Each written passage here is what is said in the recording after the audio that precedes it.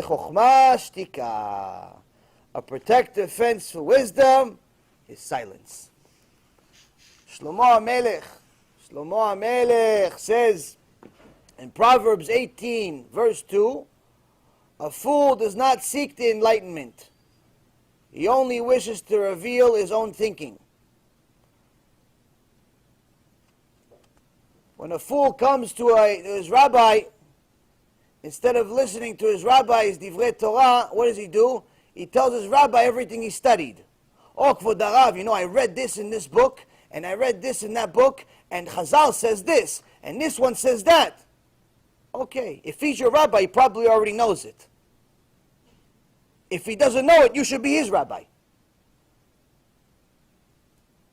You want to learn from him, you want to teach him. You want to teach him, be quiet. Quiet. Learn. Rabbi, teach me. Lamdeni.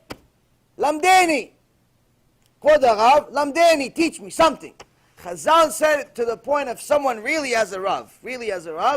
Everything he does, including how he goes to the bathroom, is something to learn from.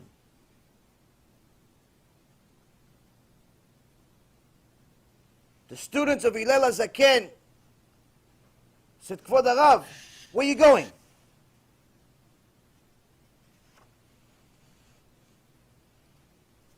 And since they kept this Torah v'lilmod ani tzarich, that everything is true Torah, so this is the Torah that we need to learn.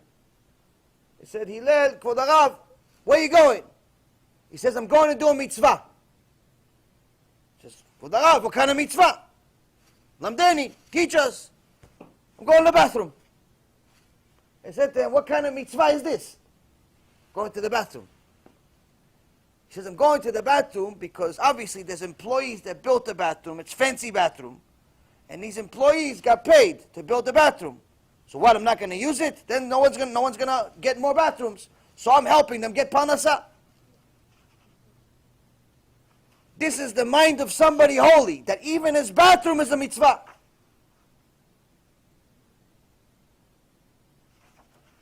Someone that has a holy rabbi, they connect to the rabbi, say, Kvod Harav, teach me. Why did you say this? Why did you say that? Why this? Why? They're not trying to teach the rabbi. They're not this guy that sent me a text message last night, said, hey, listen, I read this 2 lines in this 1 paragraph in this book that's mentioned over here somewhere, and it says, you're doing wrong. I said, well, you know what? It just says 3 words, and it says there's 2 ways to rebuke, but there's a lot more details to what he's saying. He says, you want to reprove people, you want to rebuke people, do it out of love. If you don't do it out of love, it's not good. There's a lot more you can say about it. I can give you at least a 25-hour shiur just about each one of those words. What it means to do it out of love, what it means to do it out of hate. So obviously this chacham, who's much bigger chacham than I could ever be, didn't mean to say that the entire conclusion is just this 1 line. He goes, no, it's clear enough to me. And he starts telling me that he knows more than me, and he's smarter than me, and he does this than me, and he knows all these tzaddikim, and he has all these books, and he has all this that. And I want for you, he tells me, I'm worried about you. This little, just got out of the diaper, 19-year-old kid is worried about me. He's worried about me, he just got out of a diaper. He just learned how to do apchuk properly. He's worried about me because he went to yeshiva his whole life. And he's smarter than me, and he knows more than me, and he dismissed me because he knows the tzaddikim. The tzaddikim don't know him, but he knows the tzaddikim. All I know that he does know is how to be a chutzpan. Chutzpan, he knows for sure.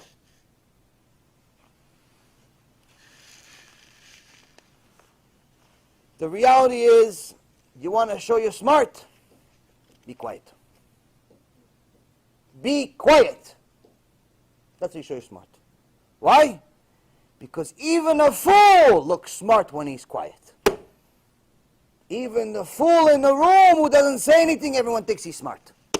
So imagine if being quiet helps a fool, imagine how much it helps somebody that's actually smart. This is why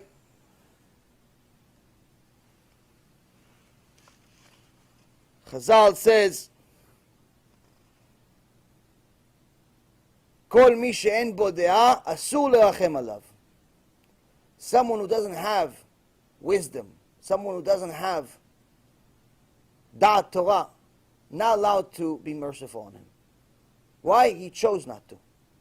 Now, we're not talking about somebody that was born in Siberia, where his best friend is the polar bear that comes to visit once a week because he wants to eat humans. We're not talking about that. We're talking about someone that lives in a Jewish community, knows there's a synagogue, knows what Torah is, but just chooses not to. Or he just collects a bunch of books but doesn't read them. Or instead of rebuking people that he's supposed to tell them, keep Shabbat, keep Torah, keep mitzvot, keep this, he rebukes the people that rebuke them. Like all these heroes on the internet, the internet warriors, the Facebook warriors that write stuff against me, or against Rabbi Mizrahi, or anyone that does anything good in this world. What do? They type against them. Oh, look, he's talking about this. Ha, ha, ha. Oh, look, he's doing this. Ha, ha, ha. Like this one imbecile wrote, oh, look, he got sued in business for $1 million. He's a criminal. First of all, if you know anything about business, lawsuits are part of it. The more business you do, the more likely you are to eventually get sued. If you've never been sued, that means you pretty much didn't do much business. When you do a $100 million business, you're going to get sued at some point. Even if you're Coca-Cola. Even if you're McDonald's. Even if you're whoever. You're going to get sued at some point. Doesn't mean you're a criminal. Just means people know you have money. They sue you. That's number one. Two, if you actually read what it said on the lawsuit, it said I got sued for $1.5 million, right? But it never went to trial. Why? Because the actual claimant knew he had no case. So he settled for $14,000. He sued for $1.5 million, but he settled for less than 1% of what he sued for. And the only reason we settled is simply because it would cost us more money to go pay the lawyers to go to court.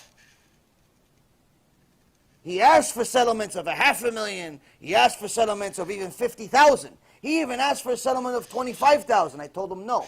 The minute it's $1 more or the same as the lawyers, I'm going to court 100%. I'll risk the whole $1.5 million because there's no lawsuit. And there was two like that, two heroes, both friends.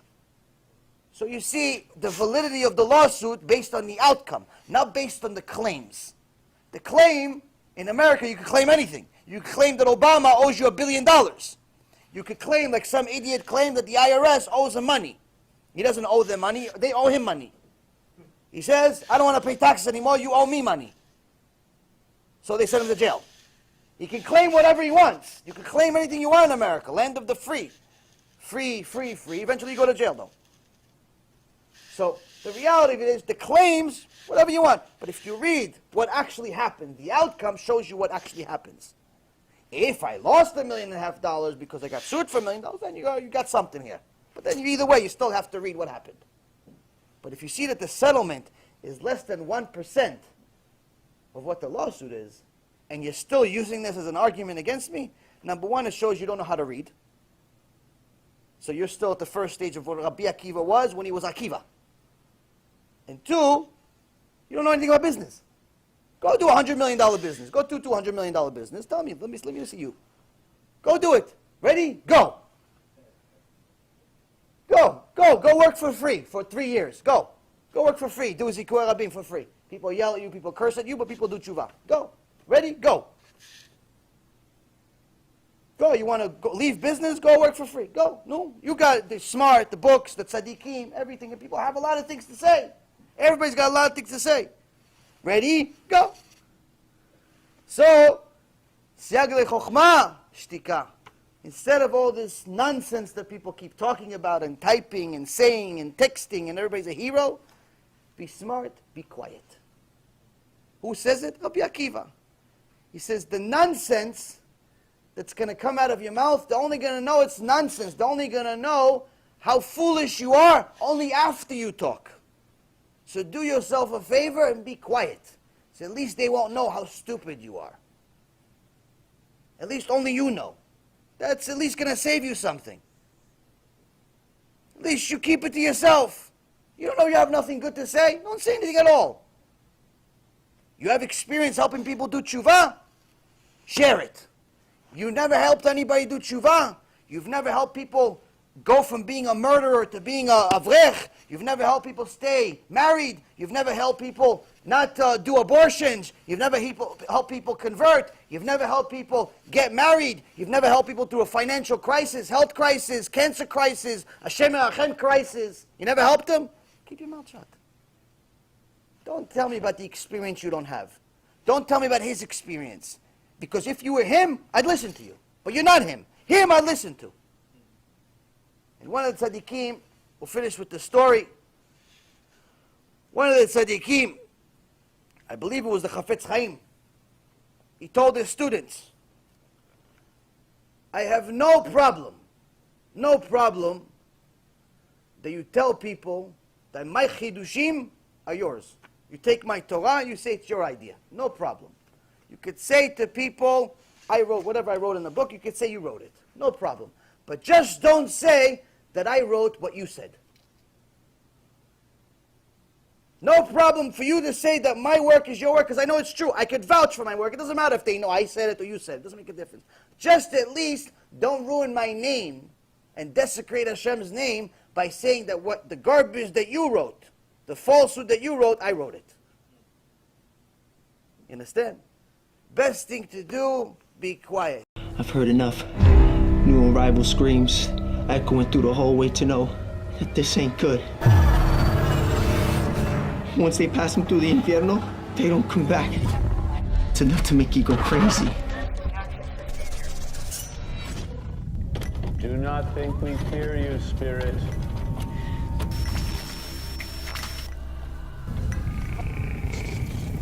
We know your power is born of evil. This is your last night in the land of the living. You understand me, malevolent demon?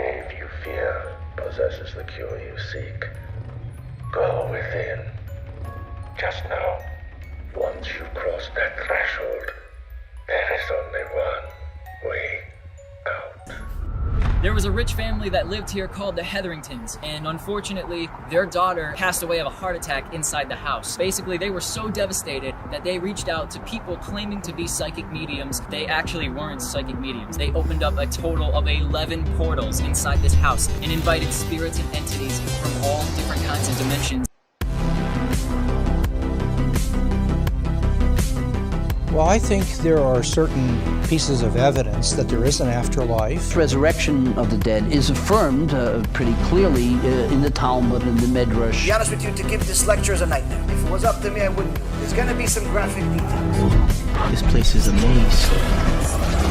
that person after death went to a place called Sheol. This is by far the largest near-death experience study that has ever been conducted. People go to a place and they experience weird things. And sometimes they actually will see a character of some type.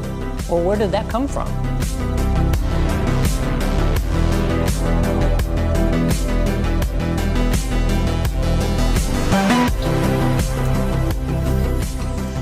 I don't know why that one chain is swinging back there.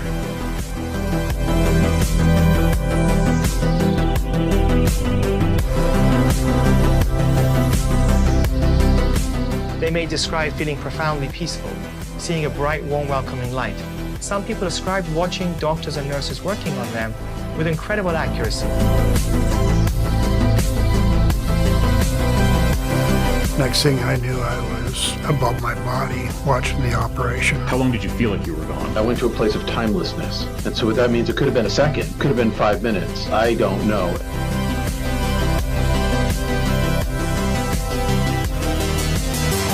Can you imagine waking up from your sleep and not being able to move? As I'm lying there, I realized that there's an evil presence next to me. Do you believe that angels, demons exist?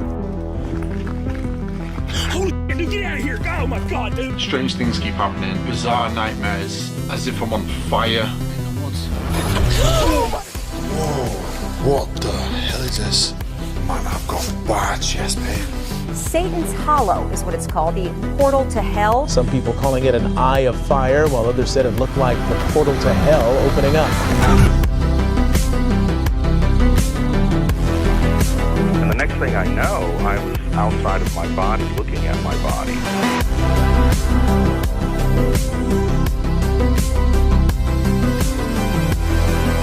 What I'm going to do is called claromancy, the art of throwing lots or throwing bones. 2,000 years of experience, passed down, recorded, of how demons work. God has them all on a leash, and he lets the leash go enough to let them tempt us, because that's what makes us spiritually stronger. I'm trying to be as graphic as possible so you understand what we're talking about. It's your ticket to reality. It's your ticket to freedom. It's your ticket to immortality. Is there an afterlife? Is there a This God? is the type of information that can keep you away from the Yetzirah. What happens to us after we die?